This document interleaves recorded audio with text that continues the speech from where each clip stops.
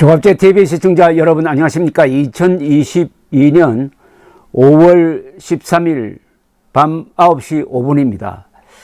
이 북한에 백신을 지원하겠다는 말을 윤석열 대통령이 직접 하고 나왔으니까 여기에 조금 걱정이 됩니다. 이 대통령이 이런 문제에 대해서 직접 이야기를 하면 책임도 본인이 져야 합니다. 이런 일은 통일부가 나서든지 아니면은 적십자사를 내세우는 게 그게 정상입니다. 아래로부터 위로 올라와야 되는데 대통령이 북한에 백신 보내겠다는 방침을 딱 정해가지고 아래 사람에게 실무 접촉을 하라고 하면은 아래 사람은 북한과 회담을 할 때 매우 약한 입장에 서게 됩니다. 심하게 말하면은 제발 우리가 백신을 줄 테니까 받아 주십시오 하고 사정을 하게 됩니다. 우리가 큰 소리 치면서 줘야 될 텐데 대통령이 이미 백신 주겠다는 방침을 정했으니까 아래 실무자들은 북한과 회담할 때 대통령 체면 세워주기 위해서 제발 받아 주십시오 라고 부탁하게 됩니다. 이게 뭐가 좀 처음부터 좀 잘못 돌아가는 것 같습니다. 윤석열 대통령은 오늘 오후 용산 대통령실 1층 기자실을 찾은 자리에서 북한에 대한 코로나 백신 지원을 위한 실무 접촉을 제의할 것이냐는 질문에 당연하죠. 기본적으로 통일부 라인으로 해가지고라고 답변했습니다. 이게 잘못됐습니다. 아니, 북한이 요청하면은 주겠다. 이렇게 이야기를 하다가 이제는 북한이 요청도 하기 전에 실무 접촉을 제의한다고 했어요. 아니, 실무 접촉을 제의하는 게 무슨 이야기입니까? 북한이 달라고 했을 때 그것을 논의하기 위한 실무 접촉이 있어야지, 북한이 달라고도 하지 않는데 실무 접촉하면은 이 자리에서 대한민국 대표가 할 이야기가 뭡니까? 제발 받아 주십시오라고 사정하는 것밖에 더 있겠습니까? 야, 참, 주무부처인 통일부를 통해 북측의 코로나 의약품 수용 의사를 타진하겠다는 뜻으로 해석된다는데, 이 타진이 뭡니까? 우리 줄 테니까 받아 주세요. 그 말 이외에 또 나오겠습니까? 자, 이게 지금 점점 잘못 꼬이고 있습니다. 자, 이 문제에 대해서 우리나라 최고 대북 전문가한테 제가 오후에 전화를 걸어서 그분의 생각을 한번 들어봤습니다. 그분도 저와 똑같은 걱정을 하고 계셨습니다. 제일 중요한 게 이게 대통령이 나설 일이 아니라는 겁니다. 자, 앞으로 무슨 일이 생기겠느냐? 그러면 대통령이 제의를 했으니까 김정은이가 동족의 입장에서 남조선의 요청을 우리가 수용하겠다. 한번 만나보자. 이렇게 나올지 모릅니다. 그 순간 북한이 갑이 되어버립니다. 북한이 어리돼야 될 텐데 갑이 됩니다. 그 가능성보다는 김여정이나 누군가 나와가지고 남조선 대통령이 건방지다고 아주 딱 자를 가능성이 지금 더 높다고 보여지는데, 그 대북 전문가 그분도 그런 가능성이 더 높다고 봤습니다. 왜냐하면은 북한은 지금까지 코로나 완벽하게 통제하고 있다고 자랑했습니다. 그래도 너희들 백신 필요할 거다 해가지고 미국이나 한국 쪽에서 제의를 해도 지금까지 받아들여지지가 않았습니다. 그런데 며칠 전부터는 이제 확산되니까 다급해진 건 사실이에요.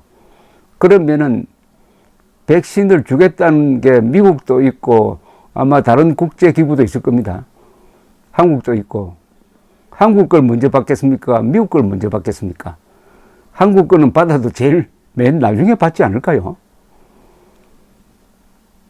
자, 그 다음에 이 가능성보다는 이 문제는 우리가 알아서 해결할 테니까 너희들은 무슨 낯짝으로 우리에게 백신을 주려고 하느냐, 이렇게 나올 가능성이 더 높다는 건데, 그렇게 되면은 윤석열 대통령이 당해버리는 거 아니겠습니까?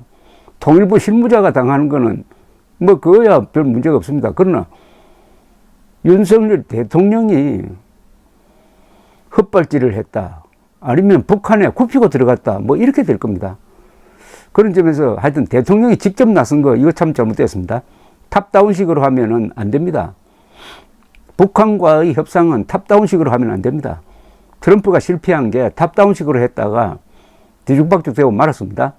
대북 지원이 도대체 뭐냐는 겁니다. 대북 인도적 지원이라는 게 도대체 뭐냐는 겁니다. 백신을 준다고 그럽시다. 그럼 누가 받습니까? 북한 주민들이 직접 받습니까? 북한 노동당 정권이 받습니다. 북한 노동당 정권이 저 취약계층, 가난한 사람, 노인네들한테 백신 놔줄까요? 천만의 말씀입니다. 체제를 유지하는데 필요한 사람, 평양에 사는 사람, 북한 노동당원들, 군인들, 국가보위부 이런 사람들한테 1차적으로 백신 주고 남은 거 있으면은 취약계층에 줄까 말까 하는 거 아닙니까? 그것은 북한이 바로 계급 투쟁론에 입각한 사회주의 독재 체제니까 그게 너무나 당연하다는 겁니다. 북한은 성분 분석이 있습니다. 주민들을 일일이 성분으로 분석을 해가지고 수십 개 계층으로 나눠놨습니다. 거기서 적대 계층이 한 30% 됩니다. 적대 계층에 대해서는 차라리 저들은 죽어서 없어지는 게 낫다고 생각하는 사람들입니다. 1990년대 식량이 모자라니까 그 적대 계층에 속하는 사람들한테는 식량 공급을 안 해주었잖아요. 그러니까 그쪽 계층에서 떼죽음을 한 것 아닙니까? 그런데 백신을 왜 그 사람들한테 왜 놔줍니까? 결국은 이 인도적 지원이란 게 북한 체제를 유지하는 군인, 평양 사는 사람, 노동당 간부들을 보호하는 방향으로 쓰여지니까 이거는 인도적 지원이 아니고요. 비인도적 지원입니다.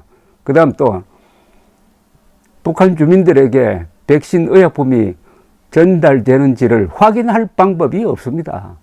그 확인하겠다고 하면은 못 받겠다 이래 됩니다.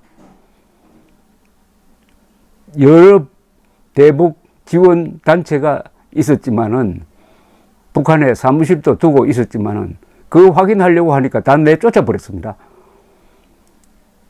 혹시 윤석열 대통령은 이런 사정에 대해서 저보다도 잘 모르는 거 아닐까요? 그런데 주변에 똑똑한 사람들 많습니다. 무슨 이런 문제가 있으면은 윤석열 대통령 먼저 태영호 의원한테 안 물어보십시오.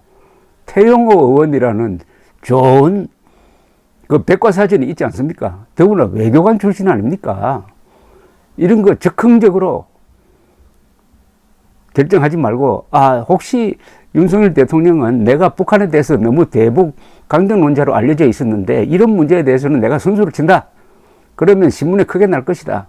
그리고 좌파들도 박수를 칠 것이다. 혹시 이렇게 계산한 거 아닐까요? 이렇게 생각한 것 아닐까요? 그런 생각 딱 들면은 먼저 전화기를 들고 태영호 의원을 불러서 한번 물어보십시오. 대부분의 대답을 태영호 의원이 할 수가 있습니다. 그리고 안보실에 정정한 사람 많잖아요.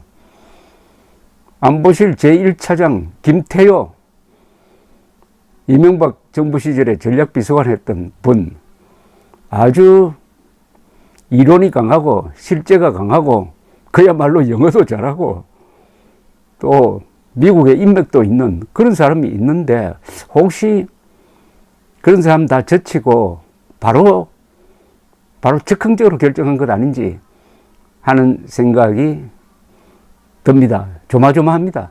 북한에서 어떻게 나올지. 감사합니다.